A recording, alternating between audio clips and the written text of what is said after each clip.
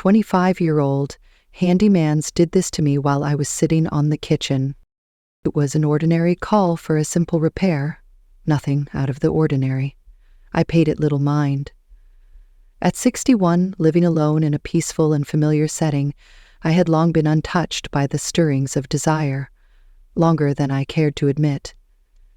That changed on a Thursday afternoon when David stepped into my home, young, strong, and exuding a nervous charm. He awakened something within me. What began as a harmless encounter quickly spiraled into something far more unsettling. Our professional exchanges grew strained, and I failed to recognize when I overstepped the line. The boundary between need and fixation became indistinguishable. I hadn't foreseen it, nor had I expected it. Yet it stirred something within me that I couldn't overlook. For days, I had been staring at the dripping sink, watching the water pool in the basin. It served as a constant reminder of how little attention I gave to my environment. Despite years spent carefully renovating the house, it all felt meaningless without someone to share it with. After my divorce, the house felt too vast, every room echoing with memories. I attempted to push thoughts of the kitchen out of my mind. Once the vibrant center of our family life, it had now succumbed to quiet neglect, much like me. But when the sink's persistent leak became impossible to ignore, I did something I hadn't done in ages. I reached out for help. That's how I found David, a local handyman. His name meant nothing to me.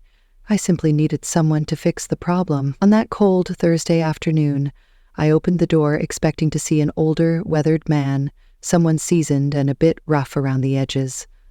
Instead, I was met by a young man in his 20s. David stood tall, towering over me, with a toolbox in hand and a plain white shirt stretched across his broad chest. His shy smile barely touched his eyes, yet there was something about him that immediately caught my attention.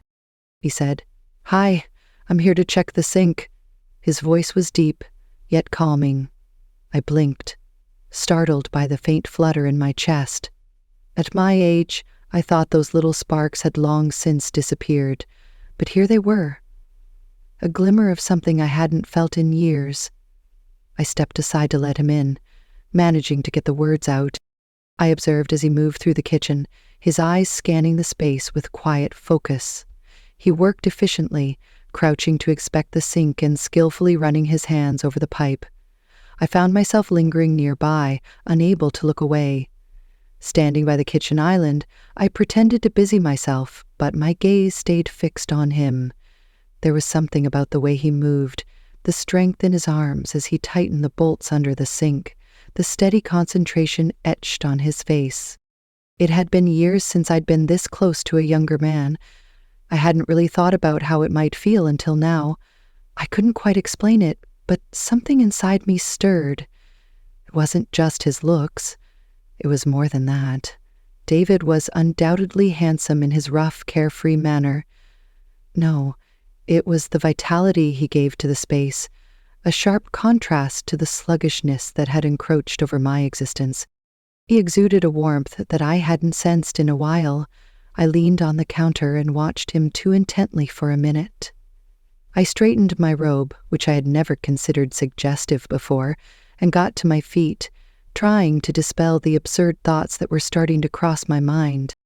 David glanced up from his work, momentarily catching my eye. For a brief second, a flicker of surprise crossed his face as his gaze swept over me before he quickly refocused on the sink.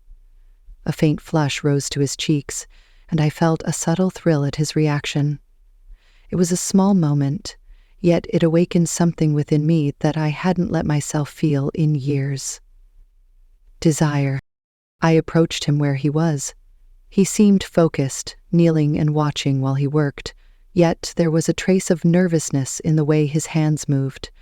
I got the impression that he was trying to downplay my presence. "How's it coming along down there?" I asked in a softer voice than I intended. He did not glance up as he nodded.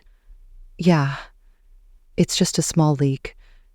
Should be fixed in a few minutes." His dark eyes were blank.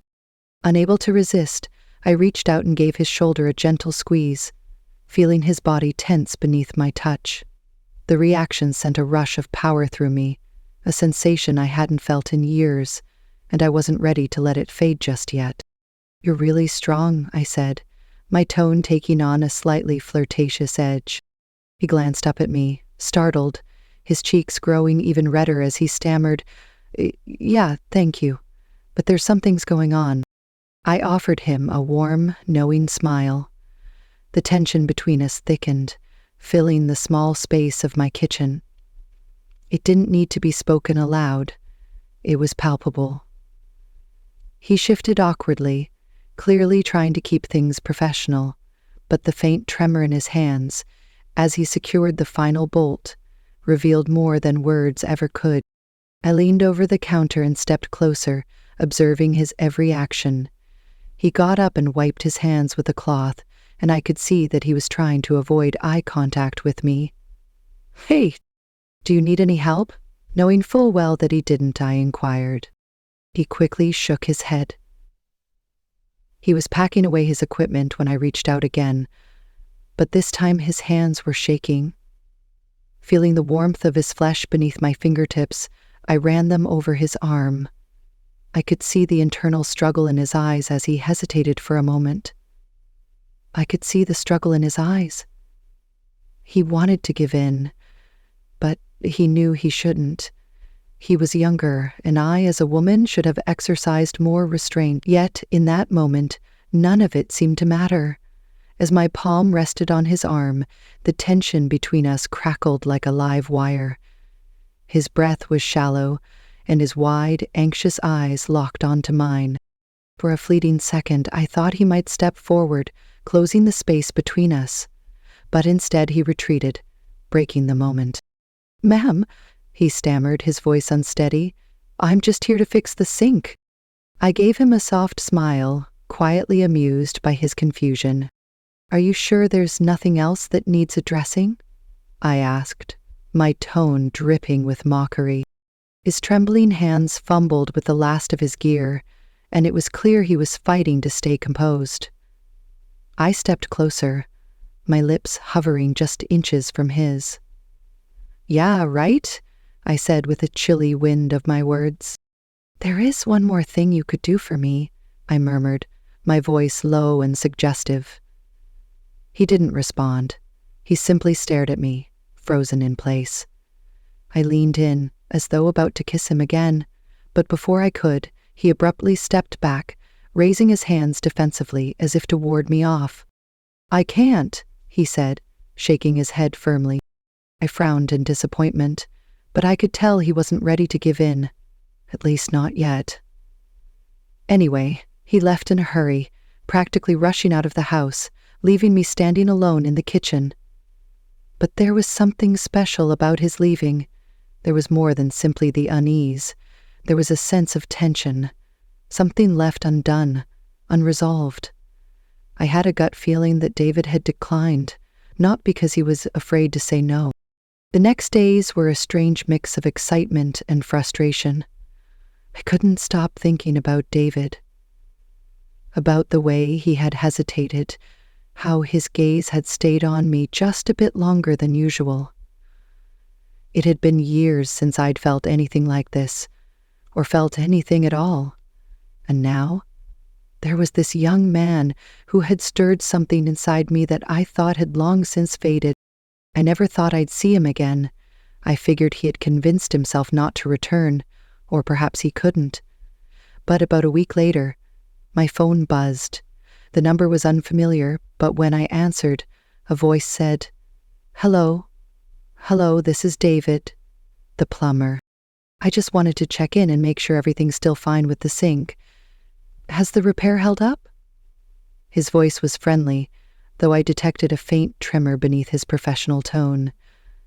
He sounded nervous, and to my surprise, that stirred something in me I wasn't ready to acknowledge. I replied in a relaxed manner, fully aware of where this conversation might lead. "Interesting you'd ask. The sink's fine, but I was wondering if you could take a look at another issue in the bathroom. It's probably nothing serious, but I'd feel better if a professional checked it out." There was a brief silence on the line. I could almost hear him weighing his options, deciding whether to come back. Eventually, he said, "I can be there in around an hour." As I ended the call, a smile crept onto my face. This time, I had no plans of letting him off so easily. When David arrived, he seemed noticeably more uneasy than before. Though he tried to maintain his usual composed and professional demeanor, I could sense the stiffness in his shoulders and the way he avoided meeting my gaze as I guided him upstairs to the restroom. The issue with the faucet was minor. I knew it wasn't really the faucet that had brought him back. While he worked, I stayed nearby, quietly watching him. The air between us was thick with unspoken tension, sending a shiver through me. He seemed more intent this time, his head lowered and his eyes locked on the task before him. Yet I could sense his heightened awareness of me and the space separating us. I couldn't hold back any longer. "David," I murmured softly, stepping a little closer. "I've been thinking about it." He paused momentarily, his grip tightening on the faucet. He didn't look up, but I noticed the whiteness of his knuckles and the slight increase in his breathing. His voice, cautious and uncertain, hinted at his reluctance to address what had occurred before. The memory of our last encounter lingered in my mind as I spoke again, in a gentle, intimate tone. "You wanted to, but you stopped yourself. Why?" At first, he remained silent. His hands continued to work on the faucet, but I could see the strain in his gaze. "It's just that I'm a professional," he murmured, his voice barely audible. "Would it really be wrong, though?" I asked, stepping closer. I could feel the warmth radiating from him. "Who decides what's right or wrong, David? You're a grown man, and I'm a grown woman. We both know there's something here. You sense it too, don't you?" He looked at me, his jaw tightening, his eyes reflecting the same inner conflict as before. He was battling with himself. It was evident. He was trying hard to uphold professionalism and keep a distance between us. However, I refused to let it go at this point, since the strain had already reached a crucial level. I felt his heart pound as I ran my touch over his chest. For a moment, I thought he might move away as his breathing caught beneath my fingertips, but suddenly, out of the blue, he grabbed my arm and pulled me toward him. It was sturdy, yet not rough. His breath was warm, and his face was inches from mine. He murmured against my skin, "Emma," his voice deep and steady. "This isn't a game." "I never claimed it was," I replied, a sly smile tugging at my lips. There was no retreat now. David's hands remained on my arm, firm yet hesitant, as though he didn't trust himself to release me. His expression was bare, stripped of the guarded courtesy he'd shown before. As his eyes locked with mine, the tension between us shifted. Darker, heavier, and far more dangerous from his touch. His grip tightened slightly, caught between pulling me closer and holding himself back, if only for a fleeting moment. I feared he might break down and leave, never to come back. But his breathing grew heavier, and I could tell he was feeling the same strain I was. "Sometimes you just have to let go," I murmured, my voice barely a whisper, yet full of an undeniable promise. David paused for a moment longer. Afterward, as if some unseen force took over, he pulled me closer and kissed me. A kiss that carried all the emotions we'd been holding back. His lips pressed against mine with an urgency that sent a chill through me. His hands gripped my waist, as though he feared letting go. On the exhale, we pulled away just enough to catch our breath, our foreheads still touching as our breathing remained fast and uneven. I could feel his heart pounding in his chest, his pulse alive beneath my fingertips. The look in his eyes spoke volumes, revealing everything I needed to know. This wasn't just a fleeting moment of weakness for him. It was something he had been battling within himself for a long time, something he was reluctant to accept. "What happens now?" he asked softly, his voice barely audible as his eyes searched mine for clarity. I gave him a small smile and stepped back slightly, offering him a bit of space. Yet the magnetic pull between us remained, that undeniable connection that had brought us to this point. "You already know the answer, David," I said quietly, my voice steady with a confidence I hadn't felt in years. "We've already crossed the line. Why stop now?" For a moment, he didn't respond. He simply stood there, gazing at me, the turmoil still evident in his eyes. Then, after a fleeting glance at the door, he reached for me again. His hands found my waist, pulling me nearer once more. This time, there was no doubt or hesitation. We both knew exactly what we were doing. The remainder of the afternoon flew by. David and I could barely leave the restroom, our tension finally giving way in a way that felt both inevitable and thrilling.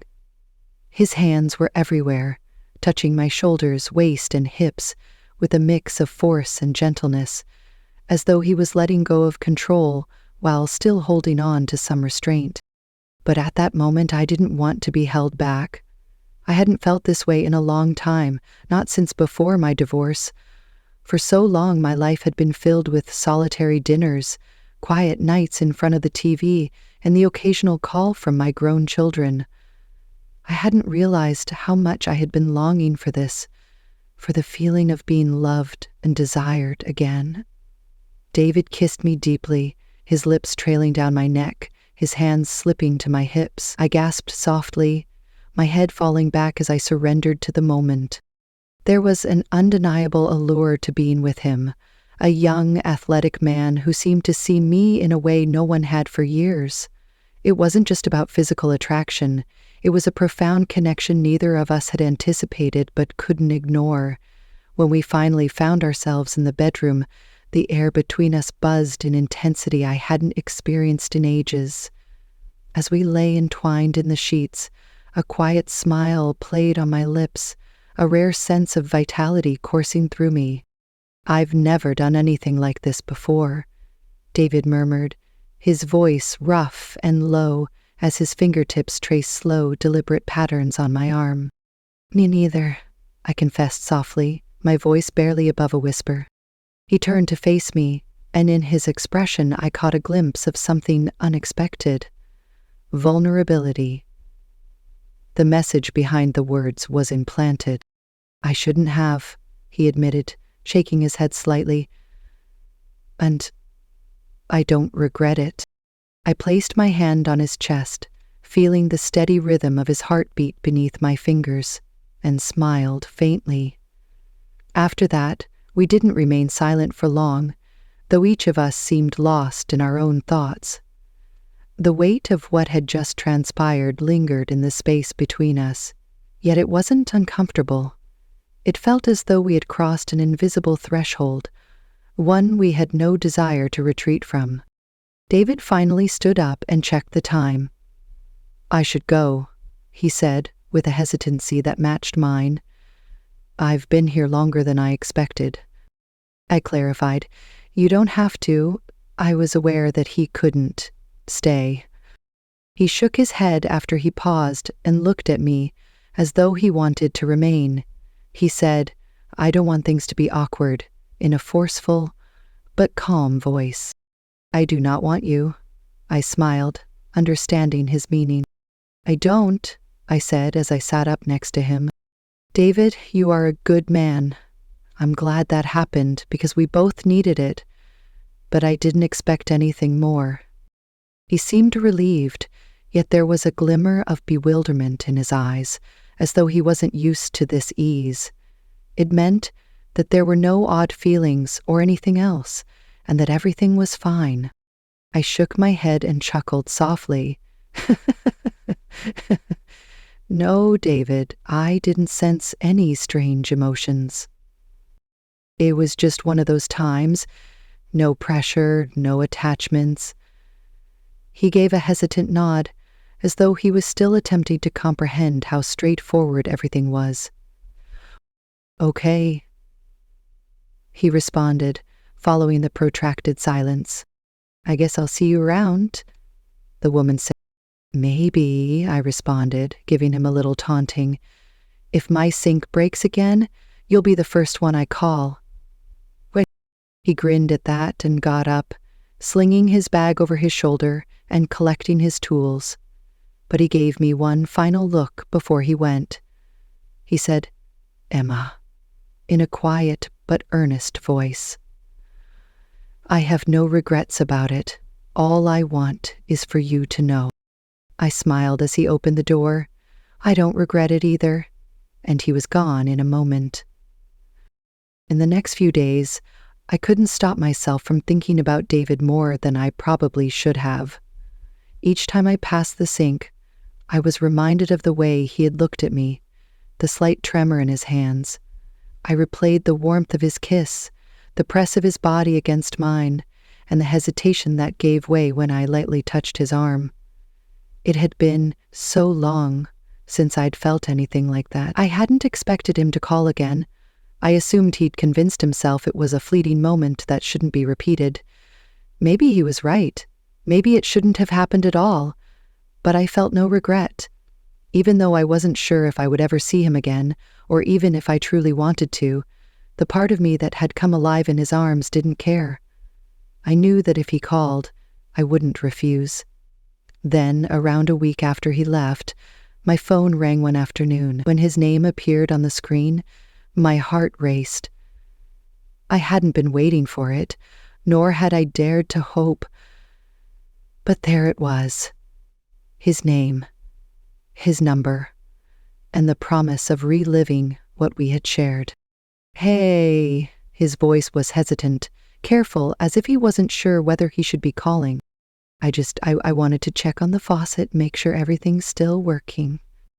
There was a brief silence, and I could hear the doubt in his voice, as if he was trying to convince himself that this was just a professional matter. But we both knew the truth. "The faucet's fine," I said, letting my voice lower just enough to make it clear I wasn't referring to the sink. "But there is another issue you might be able to help with." One more pause.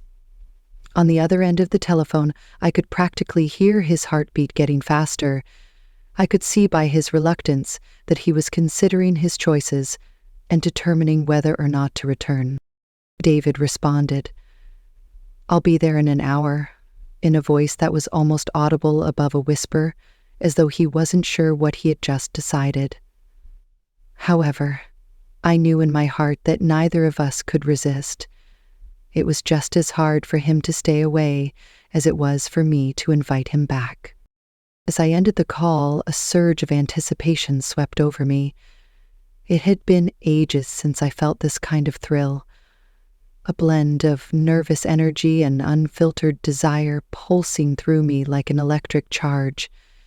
I tried to convince myself it was just a fleeting indulgence, something trivial and temporary. But deep down, I knew it had already grown into something more. I spent the next hour pacing aimlessly around the house, finding solace in organizing random items to calm the rising excitement within me. This wasn't typical for me. With David, the carefully crafted barriers I had built over the years seemed to collapse the moment he came into my life. That same exhilarating rush had returned once again.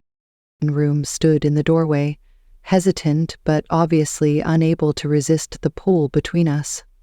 Our eyes met, and I saw the same flicker of doubt from before. But there was something else now. Something deeper, more intense. He stepped inside, and the tension between us seemed to heighten. We didn't speak much as I guided him to the kitchen, pretending there was a minor issue to fix, but we both understood the real reason he was there. The moment we were alone in the kitchen, the atmosphere between us transformed.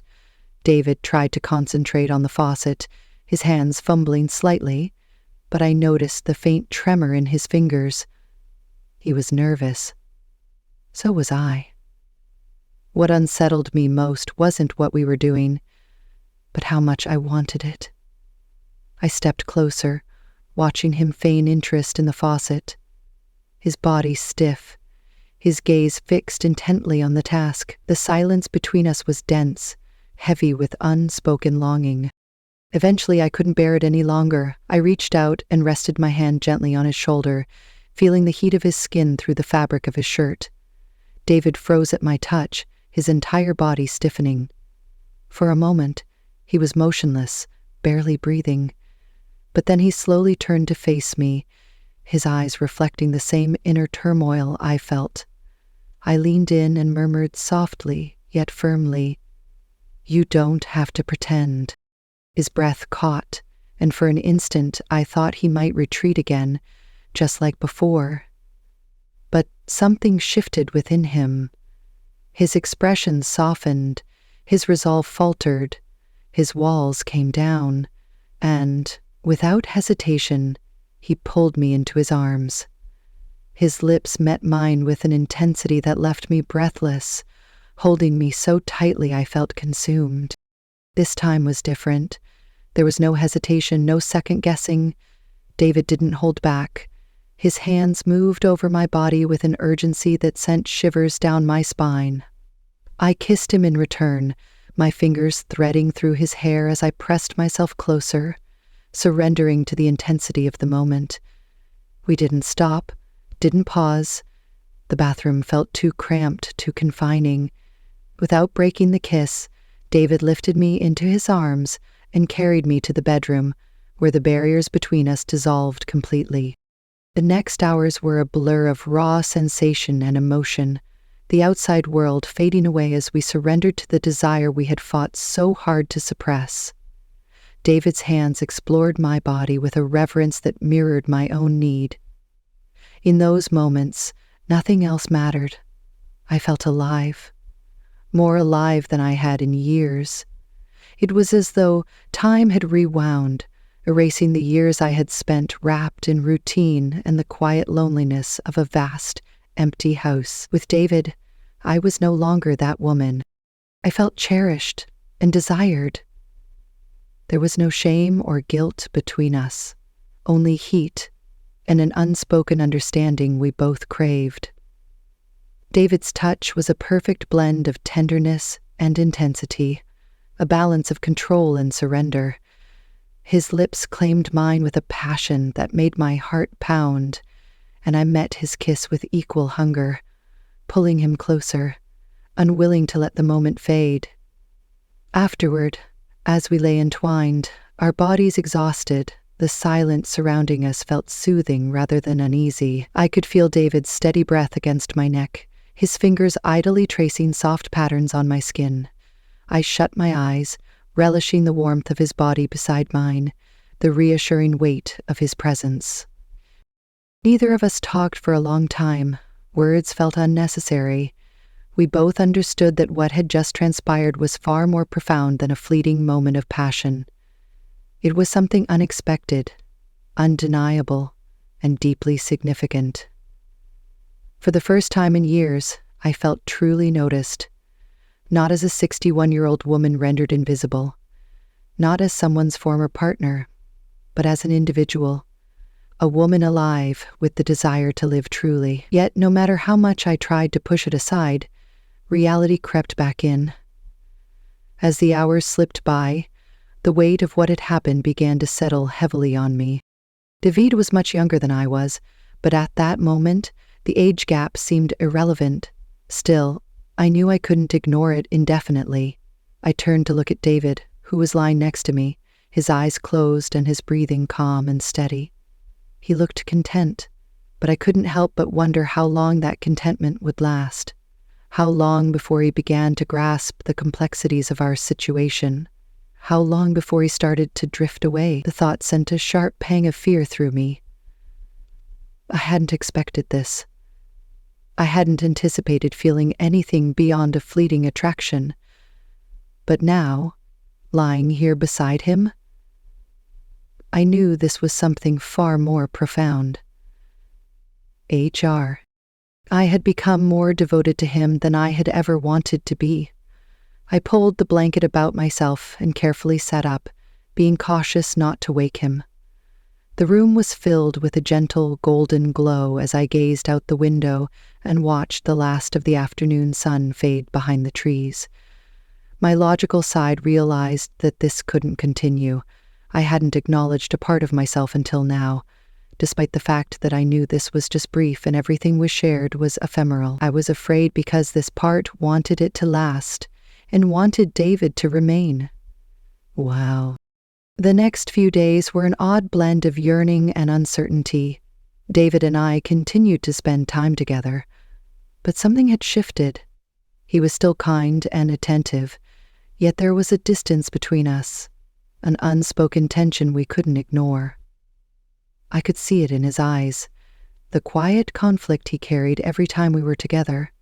Though unintentional, David seemed to be holding on to what we had, while grappling with doubts. He was young, with his whole future ahead of him, and I couldn't help but wonder if he was beginning to regret the road we'd taken. The age gap, once an exhilarating taboo, now loomed over us like a shadow. I noticed the way people stared when we were out in public, the curious glances, the silent judgment. Yet none of that changed the way I felt when I was with David. He made me feel alive in a way I hadn't in years. When we were together, I didn't feel older. I felt renewed. To the outside world, we were an anomaly, something that didn't belong, and over time, I began to feel the weight of their silent disapproval. One evening, as we sat together on the couch, David reached for my hand. His touch was comforting, but the look in his eyes made my chest tighten. "I've been thinking," he began, his voice cautious, as if unsure how to proceed, "about us." A lump formed in my throat, but I nodded, encouraging him to go on. "This is complex, Emma," he said gently, though his tone carried a quiet resolve. "I don't regret anything, but I don't know how to make this work." I understood exactly what he meant. I had been bracing myself for this conversation, knowing it was only a matter of time. We had crossed a boundary, and now we were both grappling with where we stood. I calmly answered, "You don't have to explain," despite my heart pounding. "I know this is difficult." I was surprised to see the grief in David's eyes as he gazed at me. "I don't want to hurt you," he stated, "but I can't keep pretending that this is normal." I was greatly affected by what he said, but I had to urge myself to be calm. I had anticipated this. I knew our relationship was delicate and unlikely to last forever, but that conversation's outcome did little to ease the tension. Though we continued spending time together, the effortless closeness we once enjoyed had disappeared, replaced by an uncomfortable distance neither of us could overcome. I could feel David slowly pulling away, even as he tried to hide it. I didn't want to face it, but deep down, I was scared. Scared of losing him, scared of returning to the life I had before, the silence of my home, the endless, empty days ahead. It all felt unbearable now, after everything I had experienced with David. I knew. One evening I sat alone in the living room, my eyes fixed on my phone, silently willing it to ring. David had promised to come by that afternoon, but hours had slipped away without any sign of him. A tight knot of anxiety began to form in my chest. He was drifting away, and I felt powerless to stop it. At last, after what seemed like an eternity, my phone buzzed. It was a text from David. "I apologize. Tonight I am unable to attend. I needed time to reflect." My heart sank as I gazed at the message. I had anticipated this moment, but seeing it written down made it all the more real. I didn't say anything. I wasn't sure what to say. Instead, I sat silently in the darkness, the stillness of the house closing in around me. The excitement that once filled me had vanished, leaving behind a hollow void, like an inescapable weight. At first, I thought this was just a fleeting connection, a way to feel alive before we both moved on. But somewhere along the way, I developed feelings for him, and now I was left to face the consequences. A week went by, and David didn't call. I tried to stay occupied, filling my time with meaningless tasks, but the emptiness clung to me wherever I went. I couldn't shake the sense that what we had shared was slipping away, and there was nothing I could do to stop it. I tried, but one evening, just as the sun dipped below the horizon, my phone rang. It was David. "Can I come over?" he asked softly, his voice tinged with hesitation. "Of course," I said, though deep down I already knew what was coming. When he arrived, a new tension filled the air. He looked exhausted, like he hadn't slept in days, and the inner turmoil was evident in every line on his face. As we settled in the living room, the silence between us felt heavy, burdened by all the things left unsaid. The silence between us was thick with unspoken thoughts. I waited for him to say something, but he seemed to be wrestling with his words. "Emma," he finally said, his voice gentle, "I've been thinking a lot about this." I nodded, my heart thudding in my chest. "I care about you," he went on, his gaze meeting mine, "more than I ever expected. But I can't keep ignoring the truth. The age gap does matter. This situation is more complicated than I can handle." In his iron grace, I felt a sting of tears welling up, but I blinked them away, determined to stay calm. I had anticipated this moment, but that didn't make it hurt any less. "I understand," I murmured, my voice barely audible. David turned to face me with a regretful gaze. "I think it's best if we end this now, before it gets even more complex, Emma. I don't mean to hurt you." Unable to think of anything to say, I just nodded. I was aware from the beginning. Knowing that this couldn't go on, David grabbed my hand and squeezed a little. His touch was soft, as though trying to offer comfort in a moment that held little peace. It was warm and familiar, yet carried a sense of detachment, like a fleeting echo of something slipping away. "I am sorry," he murmured, his voice heavy with emotion. "I never wanted it to come to this, but I don't know how to move forward." I met his gaze, my heart aching. With a quiet sigh, I understood he was right. We had crossed a line that once felt exhilarating, but now the burden of our age gap, the secrecy, and the uncertainty of what lay ahead was too much, and we both felt it. "I don't regret anything," I murmured, my voice unwavering despite the tightness in my throat.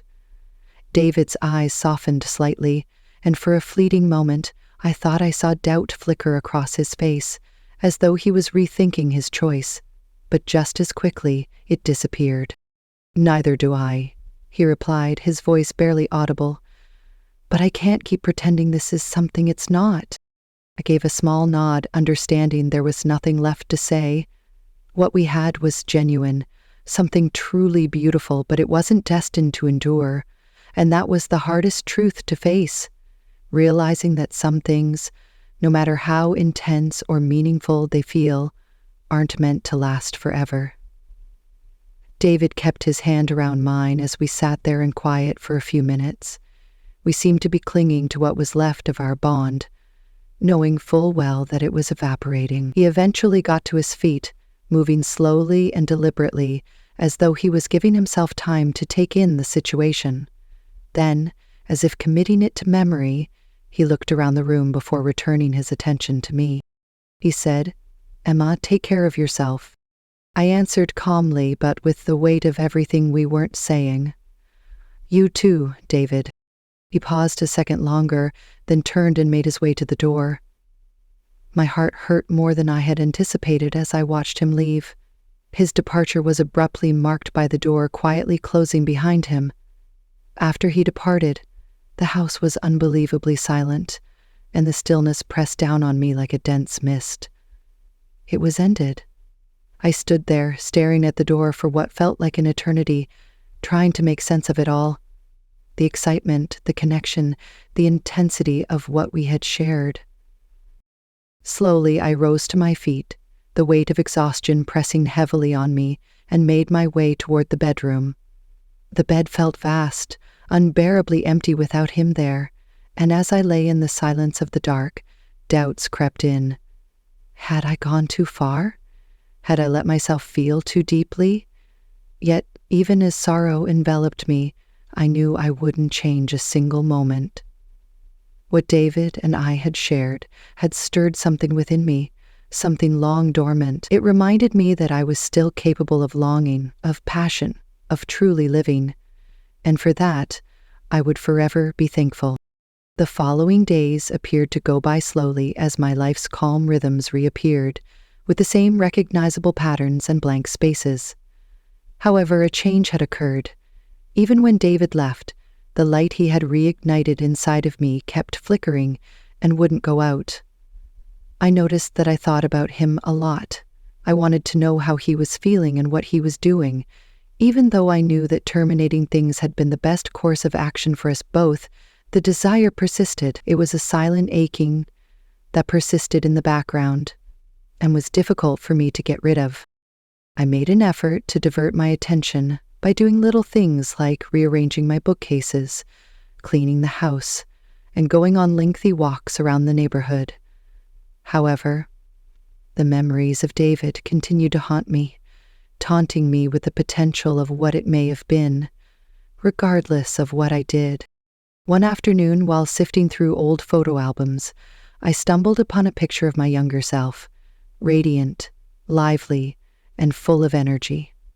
I gazed at it for what felt like ages, struggling to connect the vibrant woman in the photo with whom I had become. For years, I had devoted myself to meeting society's expectations of being a good wife, a good mother, and a responsible adult. In doing so, I had unknowingly sacrificed an essential part of my identity. David reminded me of the side of me that craved adventure, meaningful connection, and more than just a predictable routine. Although our relationship eventually ended, I couldn't help but feel grateful for the time we shared. He had given me something invaluable, a reminder that I was still alive, still capable of feeling deeply. Weeks turned into months, and gradually the ache of missing David began to subside. It never vanished entirely. There were still fleeting moments when he crossed my mind, bringing with them that familiar pull of longing. But those moments grew rarer, and the emptiness in my heart started to be replaced by something else. Acceptance. I gradually understand that our relationship had been a fleeting escape from the monotony of my life, a brief yet powerful connection that helped me rediscover myself. Though it hadn't endured, it had fulfilled its purpose. I seemed to be another person. I noticed a change within myself as the once stifling solitude in my home began to feel less heavy. I reclaimed my surroundings, making them truly my own again. I started reconnecting with old friends and reached out to people I hadn't spoken to in years. I joined a local book club, something I had always dreamed of doing but never prioritized. I also took up painting, spending my afternoons immersed in vibrant colors and creative expression that brought me a calm I hadn't experienced in ages. Throughout it all, I kept David's memory nestled in a quiet corner of my heart. I didn't dwell on it, nor did I push it away. It had become a part of my journey, a chapter that contributed to the person I was growing into. Months after David's departure, I was sitting on the back porch one evening, sipping a glass of wine. The approach of fall was marked by the sky becoming pink and gold as the sun fell below the horizon and the air staying cold and clear.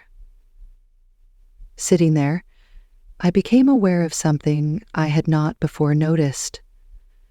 I was happy. In addition to the peaceful, isolated existence I had reconstructed for myself, I also knew that I had lived and that I had given myself permission to experience something genuine, even if it had not persisted.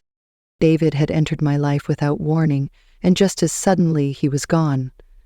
Yet the impact he left on me endured. He had shown me that life doesn't need to follow a set plan, and that the most extraordinary moments often arise from the least expected circumstances. Taking a sip of my wine, I found myself smiling at the thought of the future. It was uncertain, naturally. I had no idea what was ahead, but for the first time in ages, the unknown didn't scare me. I had reconnected with a part of myself I once thought was lost forever, and that was enough. As the sun sank beneath the horizon, I rose and walked back inside. The house now felt warm and inviting, no longer the cold, desolate place it used to be. Closing the door behind me, I felt a quiet sense of optimism for whatever awaited. I knew I could face it because I had already overcome the hardest challenge, learning to let go. That's the wrap-up of today's video. Thank you so much for watching. If you found our content engaging, a thumbs up and sharing it with your loved ones would be much appreciated. Make sure to subscribe to our channel, love 30K Stories, and turn on the notification bell for updates on our latest videos. Your support is everything to us. Until next time, take care and goodbye.